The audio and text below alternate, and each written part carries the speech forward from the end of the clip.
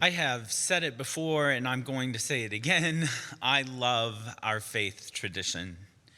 It's a tradition that allows each of us to fully search for our place and relationship to one another, the world around us, and yes, that to the mystery that defies understanding.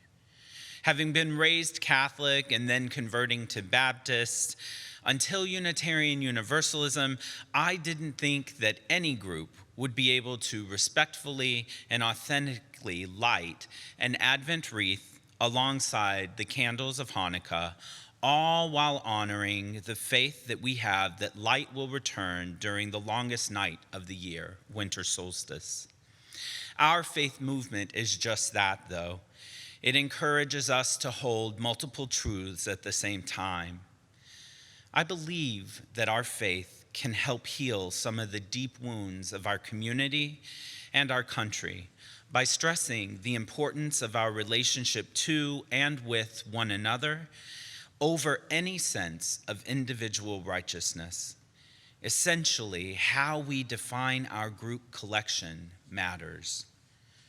While I am not of Jewish descent, our faith movement is grounded in the ancient teachings and wisdoms of our Jewish religious ancestors. And throughout the year, it is very common to see Unitarian Universalist congregations around the country lift up and pay gratitude and respect to these religious ancestors as we are doing today. It is a part of how we honor the importance of our relationship to one another and the holy above our individual beliefs or perceptions. This very practice is important to our collective group definition. As we heard in today's Time for All Ages, the Maccabees were a Jewish family in the time of King Antiochus of Assyria. This family was headed by the priest and father Mattathias. The story is told that one day a representative of the king instructed the keepers of the temple to offer a sacrifice in a way and to a god not in alignment with Jewish practice.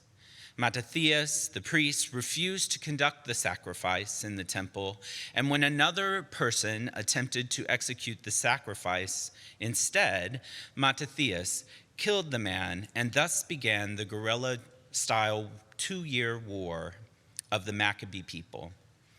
Some Jewish scholars think of this time as a civil war between the religiously devout Maccabees, who stressed the importance of the law and the covenant between them and God, and the Hellenistic Jews, with their better economic standing in Greek culture, who sought to incorporate the larger societal influences into their daily Jewish practices. In any case, the war continued for 2 years until the temple was reclaimed and the formation of a Jewish state led by the Maccabees, who happened to also be called the Hasmonean, was formed.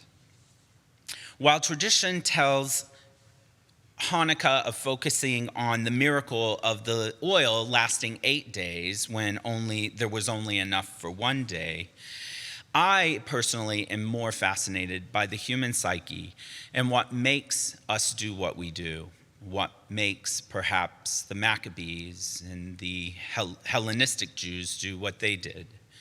This brings me to a recent podcast that I was listening to. You're Not That Smart. That's the name of the podcast.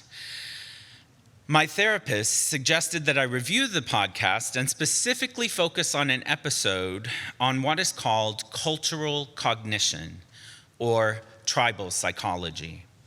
This wonderful podcast laid out the psychological research that tries to explain why we humans will often choose our in-group over any other group, even when our in-group is not in our own best interest. One of the interviewers provided a summary of a very famous psychological experiment that has now been repeated hundreds of times over, all with the same result.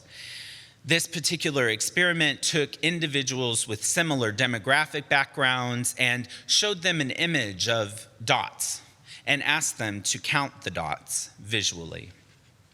Then they were unbeknownst to themselves, randomly assigned to two groups, overcounters and undercounters. What none of the participants knew, though, was that each group assignment was decided by the flip of a coin. In fact, their counts were not even documented. Even more so, never did any of the individual group members meet with one another collectively. It was an arbitrary group membership. It did not facilitate things like the building of group norms. Once in their groups, the individuals were asked to distribute wealth among the entire research population, both the over and under counting groups. Without exception, every group member always deferred the positive outcome to their own group rather than that of the whole research population.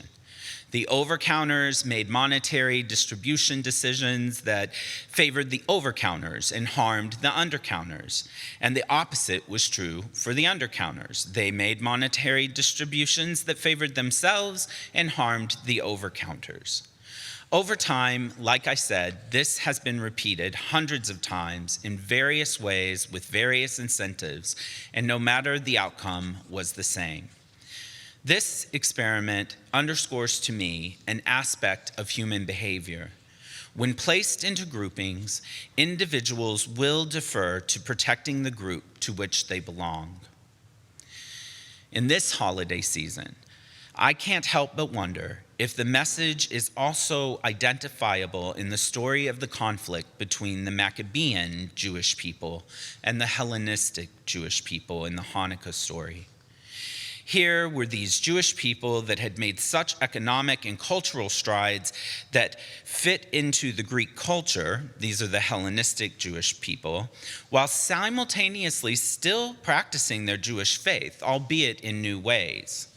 These Hellenistic Jews had defined group membership into their own identity, separate from the more traditional Maccabean practitioners. Each vowed to protect their group from the other, and a religious war began. I know that I, personally, am very willing to group myself and protect other like-minded folks, often at my own emotional and mental detriment. This is something that I recognize and I am actively combating against.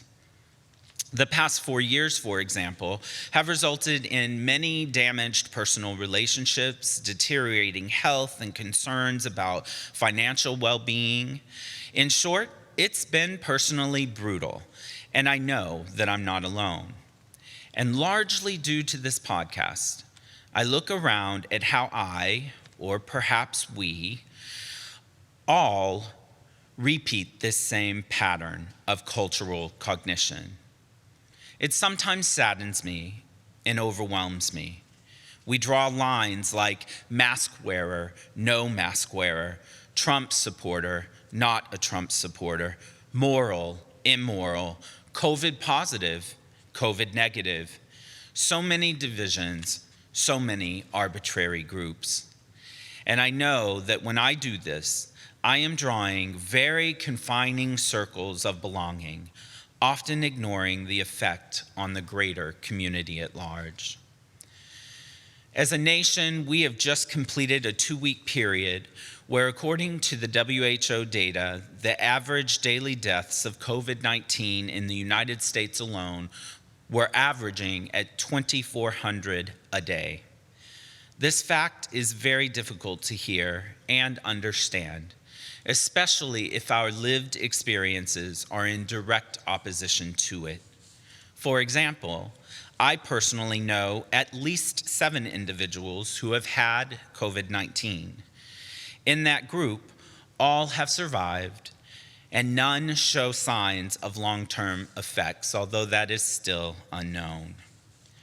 None of my relationships that were directly affected by this infection required hospitalization, and 2 people were completely asymptomatic.